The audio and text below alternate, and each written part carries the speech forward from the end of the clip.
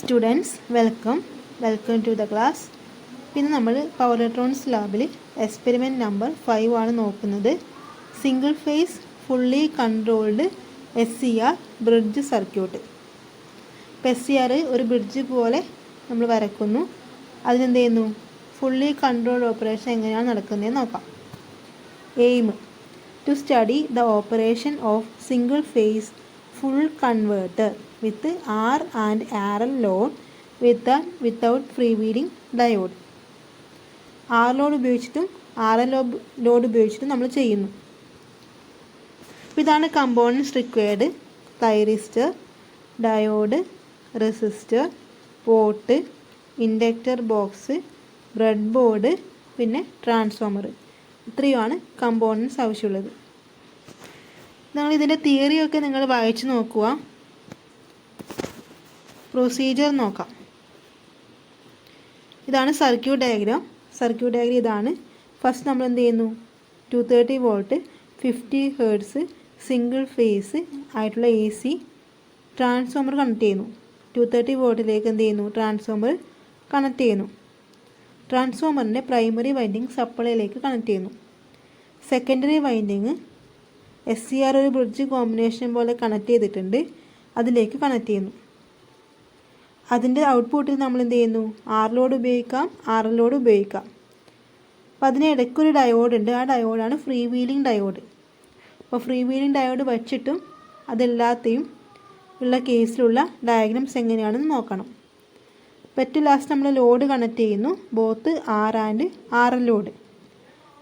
അപ്പോൾ അതിന് അക്രോസ് നമുക്ക് കിട്ടുന്ന വേവ് ഫോം DSO വെച്ചിട്ട് മെഷർ ചെയ്യുക. DSO അല്ലെങ്കിൽ CRO വെച്ചിട്ട് മെഷർ ചെയ്യുക. അപ്പം എങ്ങനെയായിരിക്കും ഫുള്ളി കൺട്രോൾഡ് കൺവേർട്ടർ എന്ന് പറഞ്ഞാൽ, നമ്മൾ ഇതേപോലെ കണക്ഷൻസ് ചെയ്യുക. 230 വോൾട്ട് സപ്ലൈയിൽ കൊടുക്കുക. ഓക്കെ, എന്നിട്ട് വേവ് ഫോം ഇങ്ങനെയാണ് കിട്ടുക. ഇങ്ങനെയായിരിക്കും വേവ് ഫോം കിട്ടുക. അപ്പോൾ നമ്മൾ ഇൻപുട്ടിൽ കിട്ടുന്ന വേവ് ഫോമാണ് first one, AC wave form. Second, ഔട്ട്പുട്ടിൽ കിട്ടുന്ന വേവ് ഫോം R ലോഡാണെങ്കിൽ ഇങ്ങനെയായിരിക്കും wave form. R load without free wheeling diode ആണെങ്കിൽ വേവ് ഫോം സെക്കൻഡ് വൺ ആണ്. Third wave form RL load without free wheeling diode. നമ്മൾ without free wheeling ഡയോഡിൽ experiment ചെയ്താൽ മതി. അപ്പോൾ സെക്കൻഡ് ഫിഗർ എന്തായിരിക്കും, R ലോഡാണ്. തേർഡ് ഫിഗർ വിത്ത് RL ലോഡാണ്. രണ്ടും വിത്തൗട്ട് ഫ്രീ വീലിംഗ് ഡയോഡാണ്. ഓക്കെ, അപ്പോൾ RL ലോഡ് ആകുമ്പോൾ ചെറിയൊരു പോർഷൻ നെഗറ്റീവ് ഹാഫ് സൈക്കിളിലും കൂടെ പോകുന്നു അല്ലേ. അതിന് കാരണം ഇൻഡക്റ്റൻസിൻ്റെ എഫക്റ്റാണ്. ഇൻഡക്റ്റൻസ് ഉള്ളത് കൊണ്ടാണ് RL ലോഡ് ആകുമ്പോൾ ചെറിയൊരു പോർഷൻ നെഗറ്റീവ് ഹാഫ് സൈക്കിളിൽ പോകുന്നത്. ആ ഇൻഡക്റ്റൻസിൻ്റെ എഫക്റ്റ് കാരണമാണ്. അപ്പോൾ ഇതിൽ നമ്മൾ ഇതിൻ്റെ ഫയറിംഗ് ആംഗിൾ നമുക്ക് കൺട്രോൾ ചെയ്യാൻ വേണ്ടി പറ്റും. ഓരോ വേവ് ഫോമും പോസിറ്റീവ് ഹാഫ് സൈക്കിൾ ആയാലും നെഗറ്റീവ് ഹാഫ് സൈക്കിൾ ആയാലും ഓരോ വേവ് ഫോമും സ്റ്റാർട്ട് ചെയ്യുന്ന ഇൻസ്റ്റൻറ്റ്, അപ്പം 0 തൊട്ടിട്ട് ആ ഒരു ഇൻസ്റ്റൻ്റ് ആണെന്ത്, ഫയറിംഗ് ആംഗിൾ. അപ്പം നമുക്ക് ആ ഫയറിംഗ് ആംഗിൾ കൺട്രോൾ ചെയ്യാം ബൈ വാരിയിങ് ദ പോർട്ട്. അപ്പോൾ ഓരോ തൈറിസ്റ്ററിനും അക്രോസ് നമ്മളൊരു പോർട്ട് കണക്ട് ചെയ്തിട്ടുണ്ട്. ആ പോർട്ട് വാരി ചെയ്താൽ നമുക്ക് ഓരോ ഹാഫ് സൈക്കിളിലും ഉള്ള ഫയറിംഗ് ആംഗിൾ കൺട്രോൾ ചെയ്യാൻ വേണ്ടി പറ്റും. ഇപ്പോൾ ഇവിടെ 4 SCR ഉപയോഗിച്ചിട്ടുണ്ട്, 4 പോർട്ടുണ്ട്. അപ്പോൾ ഇതിൽ SCR S1ഉം S2ൻ്റെയും അക്രോസ് നമ്മൾ കണക്ട് ചെയ്യുന്ന പോർട്ട് വാരി ചെയ്താൽ പോസിറ്റീവ് ഹാഫ് സൈക്കിൾ കൺട്രോൾ ചെയ്യാൻ വേണ്ടി പറ്റും. S3യും S4നും അക്രോസുള്ള പോർട്ടാണ് വാരി ചെയ്യുന്നതെങ്കിൽ നെഗറ്റീവ് ഹാഫ് സൈക്കിൾ കൺട്രോൾ ചെയ്യാൻ വേണ്ടി പറ്റും. അപ്പം ഇങ്ങനെ നമുക്ക് പോസിറ്റീവ് ഹാഫ് സൈക്കിളും കൺട്രോൾ ചെയ്യാം, നെഗറ്റീവ് ഹാഫ് സൈക്കിളും കൺട്രോൾ ചെയ്യാം. അപ്പോൾ അതുകൊണ്ടാണ് ഇതിനെ ഫുള്ളി കൺട്രോൾഡ് കൺവേർട്ടർ എന്ന് പറയുന്നത്.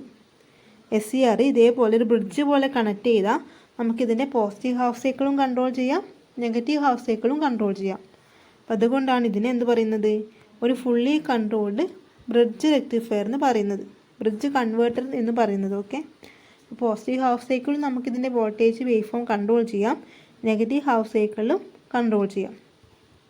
അപ്പോൾ ഇത്രയാണ് നിങ്ങൾക്ക് ലാബിൽ ചെയ്യേണ്ടത്. അത് നിങ്ങൾ ഇതേപോലെ സർക്യൂട്ട് കണക്ട് ചെയ്യുക, അതിനുശേഷം DSOയിലേക്ക് കണക്ട് ചെയ്യുക, സപ്ലൈ ഓൺ ചെയ്യുക.